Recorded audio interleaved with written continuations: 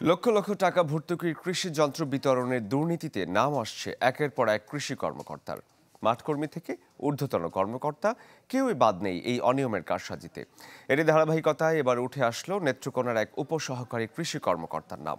Machine আর টাকা আত্মসাতের একাধিক অভিযোগ জমা পড়েছে তার বিরুদ্ধে, যদিও তা অস্বীকার করেন অভিযুক্ত। সম্প্রতি কৃষি যন্ত্রপাতি বিতরণে সারা দেশে অনিয়মের চিত্র তুলে ধরে সংবাদ প্রকাশ করে চ্যানেল 24। এরপরই নেত্রকোনায় কৃষি সম্প্রসারণ অধিদপ্তর বরাবর জমা পড়তে থাকে মেশিন কেলেঙ্কারির অভিযোগ। আর সব অভিযোগের কেন্দ্রবিন্দু উপসহকারী কৃষি কর্মকর্তা সুলতান মাহমুদ। বরাদ্দের মেশিন আত্মসাৎই শুধু নয়, মেশিন দেওয়ার নাম করে টাকা হাতিয়ে নেবার অভিযোগও উঠেছে তার বিরুদ্ধে। সুলতান আমার কাছে 2টা ভর্তুকি বাবদ 6 লাখ টাকা নেই। নেওয়ার পরে সুলতান আমাকে এই পরে মেশিনও দেয় নাই, ভর্তুকি দেয় নাই। পরে একের পর এক সুলতানের সাথে যোগাযোগ করার পরে সুলতান সে তখন জেলা আওয়ামী লীগের নেতার প্রভাব কাটায় সে আমাকে হুমকি দামকি দেয়। এটা তো সঠিক স্বতন্ত্রতা সবাই চায়, আম্বো চায়, সবাই চায় এটা। তবে অভিযুক্ত সুলতান নিজেকে নির্দোষ বলে দাবি করে। আমি একজন ব্লকের অফিসার, আমার কি অনুমোদন করার ক্ষমতা আছে না বিতরণ করার ক্ষমতা আছে?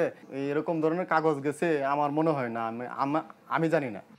কৃষি সম্প্রসারণ অধিদপ্তর বলছে সুলতানের বিরুদ্ধে অভিযোগের আংশিক সত্যতা মেলায় তাকে বদলি করা হয়েছে অন্য জেলায়।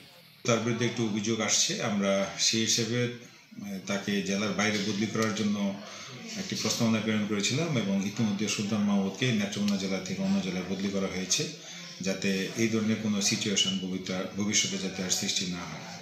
আর বাকি যে কার্যক্রমগুলি আছে সেগুলি তদন্ত কমিটি যেহেতু তদন্ত করতেছেন, সেটা তদন্ত যারা করছেন তাদের রিপোর্টের প্রেক্ষিতে কর্তৃপক্ষ যে ব্যবস্থা নেবেন সেটি তখন বাস্তবায়ন করা হবে। যন্ত্র বিতরণে অনিয়ম ও দুর্নীতিতে যুক্ত থাকার প্রমাণ মেলায় 8 জন কৃষি কর্মকর্তাকে বরখাস্ত করে কৃষি মন্ত্রণালয়। Desk report, channel 24।